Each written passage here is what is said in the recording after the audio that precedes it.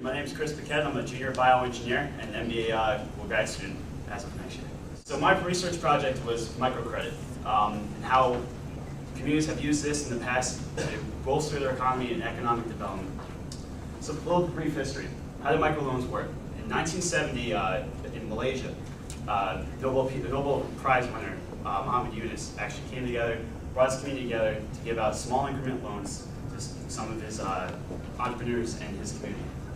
What actually ended up happening was, over a period of about 4 years, their overall community income increased about 670%.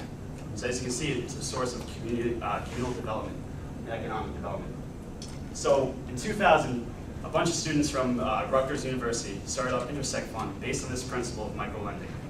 Now, what they saw is they could see they actually implemented small loans, small value loans into the local economy by giving entrepreneurs some small cash infusions for startups and seed capital. Now, what actually ended up happening, they created hundreds of jobs, created over 200 new businesses just in the Rutgers area alone. So, as you can see, they focus on two types of loans.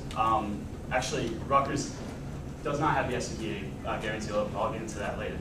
But essentially, sorry. All right. Anyway, so in 2000, Obama, through the Small Business Association, offered over $3 million in promotions and policies and actually infusions into small regions around the United States. Anyway, so $750,000 of this promised funding was given to Alternatives Federal Credit Union in Ithaca. Now, the problem with that is that Alternatives actually does not have a branch here in Binghamton. So, as you can see, there's a little discrepancy there with there's no fund. They're actually authorized to give the money to Broome County. They're the sole lender for these microloans. Now, the problem obviously is that there's no branches here. So, how do people know that they have these loans? So, my recommendation, based on these current best practices, that we should start a student-led microfinance institution. Now, based on these current best practices, the Intersect Fund and the Capital Good Fund. Intersect Fund, like I said, was in Rutgers. Capital Good Fund's in Brown. And they offer a variety of services to actually secure, make sure that these loans are going out, getting into the community, and there's actually some economic development. Critical, absolutely critical to these loans is the education and training component. And my recommendation, I'll further argue that we should have EAP. Broome Community College offers the EAP, which is Entrepreneurial Assistance Program.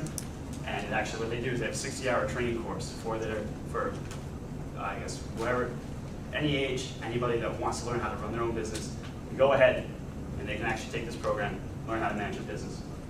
Anyway, so both of these current best practices, they go through and do the education and training, which is important, critical, because that means that these lenders and the borrowers won't default on their loans. Networking is absolutely critical to the support of the business. By having these networking programs and events, these businesses have access to all the different resources in the region. And actually that's critical because they'll bring in revenue, bring in funds, make new connections. Intersect Fund offers legal and tax assistance for free, which is obviously extremely important because you don't want your business to do some illegitimate things. And then Capital Good Fund offers community impact loans. Now these loans are absolutely incredible. They're great. They're great for encouraging community development because what they do is they give out money, such as money for new immigrants into the region to go ahead and get their citizenship. They give them about $900. I think that's a great fee. So that's extremely, coupled with a few of our other recommendations for walkability, perhaps. I think we can actually spur development by small infusions of money into programs, into visionaries who actually can see that, hey, this is a good idea. We should have more walkable communities and stuff like that.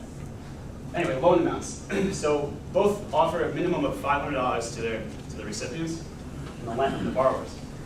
Intersect Fund gets up to $5,000, and that ranges on how viable, how good, what your credit score looks like.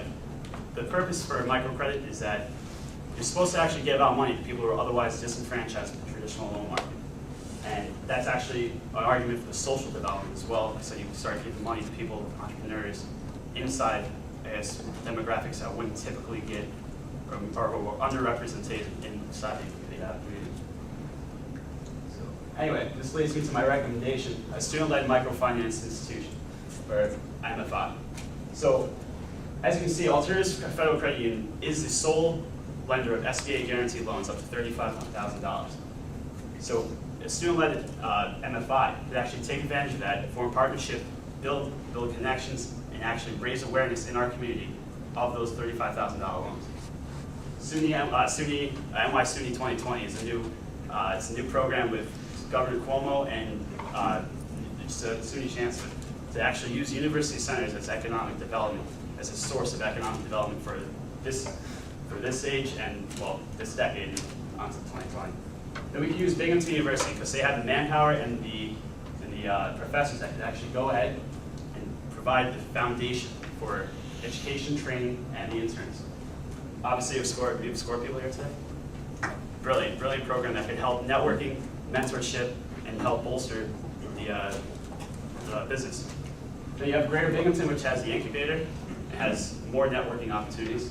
And we have the EAP program, which I talked about before. So on that note, student-led microfinance institution, everything's here for it. It's great, it can be done. In my research paper online, I have a detailed plan of how we could actually go about doing this for the next year. So on that note, I'll give it to Kevin.